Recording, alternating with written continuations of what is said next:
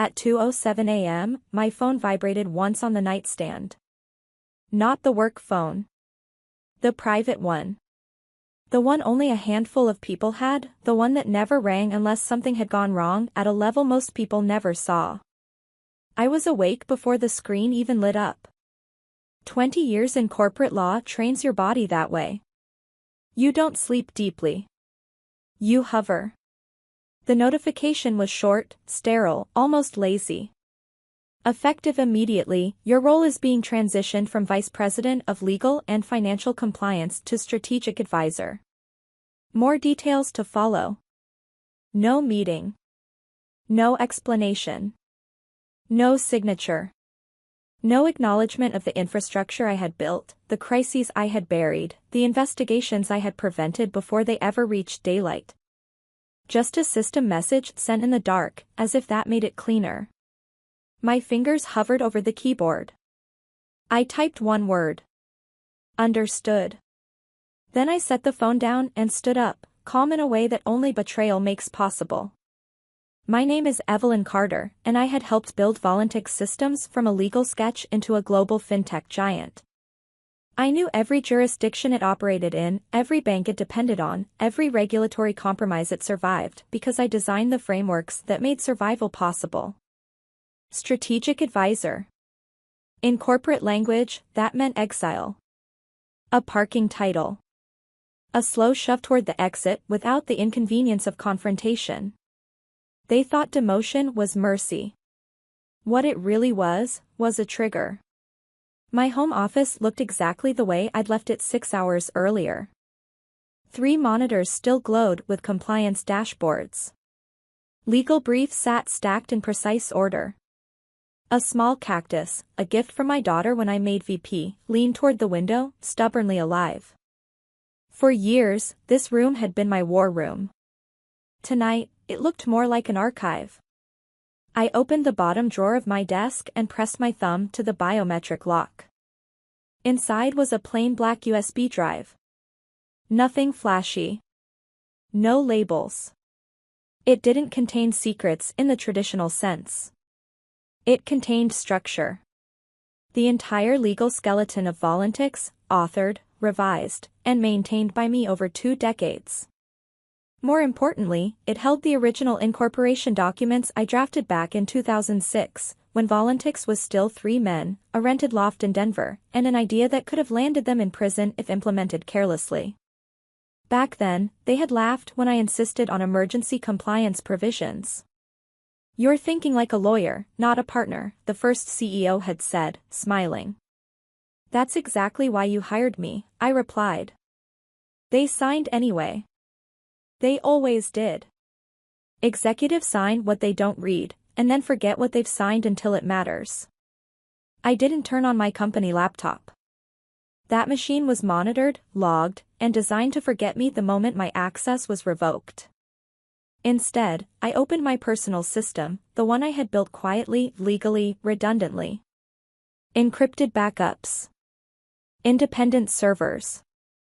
Access pathways Volantix would never think to audit, because I had designed their security model myself. Outside my window, the Denver skyline shimmered. Somewhere in one of those glass towers, a decision had been made to remove me like outdated software. Someone had looked at my 20 years of service and seen friction instead of function. That someone was Chase Rowan, the new CEO. 37. Stanford MBA. Former product lead turned disruption evangelist. He wore sneakers to board meetings and spoke in slogans. He had spent months referring to my work as legacy thinking, usually with a smile sharp enough to cut. "Evelyn is brilliant," he'd said once, during a quarterly review. But brilliance from the last decade doesn't always serve the next one. I smiled back and made a note. I always made notes. Chase had been circling for months. Excluding me from meetings, asking for creative interpretations of regulations, suggesting that compliance was a growth inhibitor. He wanted speed. He wanted scale. He wanted an IPO built on optimism and selective disclosure. I wanted prison avoided. We were never going to coexist for long. I opened the encrypted folder labeled Continuity Protocols. Inside were documents tied to 6 jurisdictions: Zurich, Singapore, Cayman Islands, Dublin, Hong Kong, Toronto. In each, I had embedded what I called circuit breakers. Legal mechanisms that allowed banking partners to freeze assets automatically if specific conditions were met. Fraud indicators, regulatory breaches, or material changes in compliance leadership. It had taken years to build them, years of careful negotiation with institutions that trusted me more than they trusted volunteers. Banks don't fear ambition. They fear chaos. When I explained the safeguards, they didn't resist. They thanked me. The Zurich provisions were my favorite. Elegant. Conservative. If the head of compliance changed without a verified transition, Category A funds entered protective status. No drama. No judgment. Just a pause while adults asked questions. Singapore was stricter. Monthly cryptographic verification tied to my personal credentials.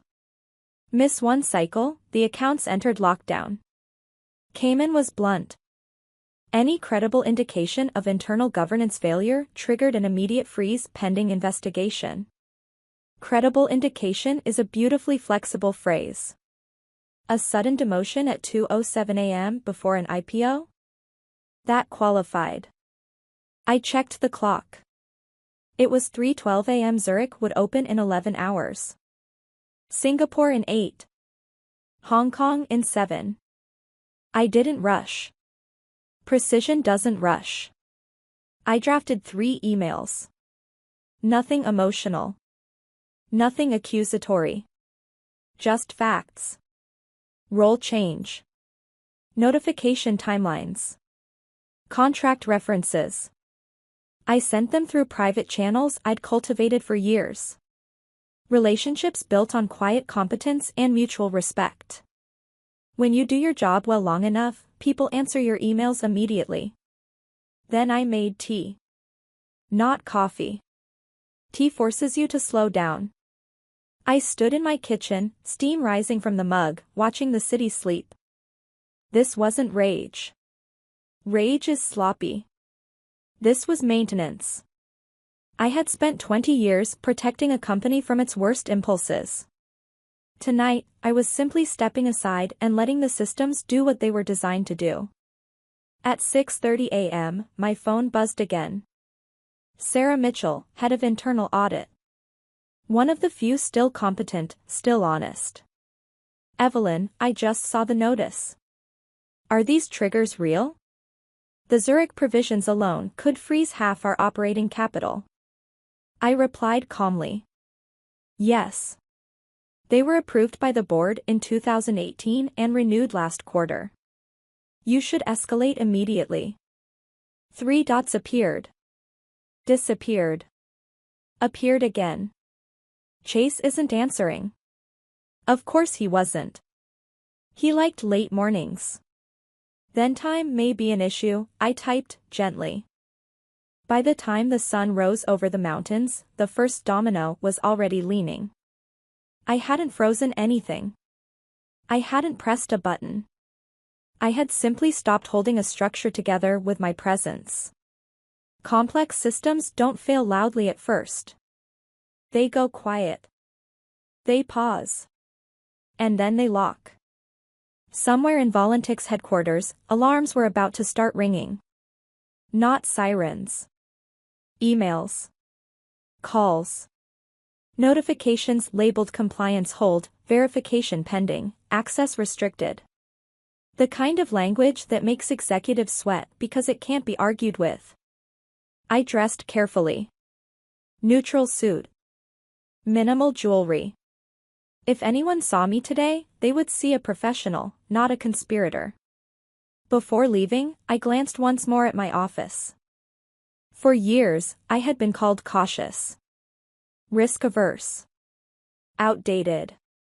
They never understood that caution is what keeps skyscrapers standing. When you remove the load-bearing elements, the collapse doesn't look dramatic at first. It looks like stillness. By the time the first bank opened, I was already gone, walking into a morning that felt strangely light. Volunteers thought they had sidelined me. What they had really done was remove the last person standing between momentum and gravity. And gravity, I knew from experience, never negotiates. By 9:14 a.m., the first headline broke. Volunteer Systems reports temporary disruption with international banking partners. Temporary. That word gets used when no one yet understands the scale of the damage. I was sitting in my usual coffee shop on 17th Street, the one half the financial district used before work. Visibility mattered. Panic looks different when you're not hiding. I ordered a courte-à-deux, opened a book I'd read before, and waited. My phone was on silent, but it lit up constantly. Board members. Executives. Numbers I recognized and some I didn't. At 9:37, Zurich officially flipped the switch. $2.3 billion moved from active to compliance hold. No drama. Just a status change. In corporate finance, that's the equivalent of a cardiac arrest. Within minutes, Singapore followed. Then Hong Kong escalated it further, not just a freeze but a formal suspicious activity notification. That one would trigger regulators automatically. No human intervention required. Exactly as designed. A man in a Voluntex fleece jacket found me at 10:05. He looked young. Mid-level. Terrified. "Ms. Carter, I'm Jake. Mr. Rowan sent me. He needs you at the office. Right now." I looked up slowly, letting the pause do the work. "I'm a strategic advisor now," I said. "My role doesn't include emergency response." Jake swallowed. He said he'll give you anything. Reinstatement. A board seat. Whatever you want. I shook my head. There's nothing to fix. The systems are functioning correctly. Jake left without another word. At 10:32, Voluntex trading was halted. By 10:47, the estimated frozen total crossed 4 billion. Employees were locked out of the building under standard security protocol once financial irregularities hit a certain threshold.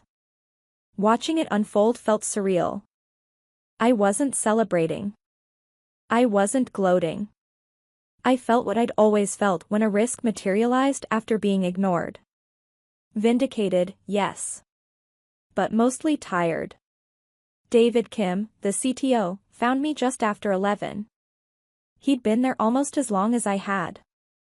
Same gray at the temples. Same expression engineers get when systems fail for reasons management never understood. "You built this to fail without you," he said quietly. "I built it to require competence," I replied. "Those aren't the same thing." He didn't argue. His phone buzzed. Hong Kong. He went pale and left. By noon, the media had caught up. Cameras outside headquarters. Analysts speculating. Words like governance failure and systemic risk started appearing. My phone finally rang from a number I recognized immediately. Chase Rowan. I let it ring. Then again. On the 18th call, I answered. "Evelyn," he said, voice tight. "We need to talk." I started recording. Old habit. "I understand it's been a difficult morning," I said evenly. "Difficult?" He laughed, brittle. $4.7 billion is frozen. The SEC is opening an investigation. Board members are resigning. I took a sip of water. "And how can a strategic advisor help?" "You did this," he snapped. "You built these traps." "I built compliance frameworks approved by the board and demanded by our banking partners," I corrected. "They were designed to protect the company from regulatory exposure." Silence. Then desperation. What do you want? That question always comes eventually. I wanted to do my job, I said. I wanted leadership that understood laws aren't optional. You removed the person maintaining the system. The system responded. You're enjoying this, he accused. I'm observing consequences, I replied. The banks don't care how I feel. He tried bargaining. Money. Titles. Apologies. When that failed, he turned angry. You're just bitter. An old guard woman who couldn't handle being replaced. There it was. The truth always leaks under pressure. This conversation is over, I said. He threatened lawsuits. I suggested he get in line. Then I hung up. The next morning, the SEC came to my house. 2 agents. Calm. Prepared. My attorney was already there. They asked about my role change. About the emails. About the protocols. I answered everything. I had nothing to hide. Every notification I sent was required. Every safeguard was approved. Did you know this would happen? One agent asked. I knew what would happen if compliance leadership was removed without transition, I said. That's not foresight. That's experience. They didn't see a saboteur. They saw a witness. A builder. Someone who had warned, documented, escalated, and been ignored. When they left, my attorney smiled. They're not looking at you, she said. They're building a case around him. I nodded. Chase had confused disruption with immunity. Regulators don't make that mistake. A week later, I went live. An independent oversight channel. No edits. No spin. I told the story plainly. How systems are built. How safeguards work. How removing load-bearing structures causes collapse. This wasn't revenge, I said into the camera. It was physics. The stream went viral. Millions watched. Messages flooded in from compliance officers, risk managers, people who'd been ignored their entire careers for saying no when no mattered. That night, I sat in my office with a glass of wine and watched the updates roll in. Charges filed. Assets still frozen. Chase Rowan's name trending for all the wrong reasons.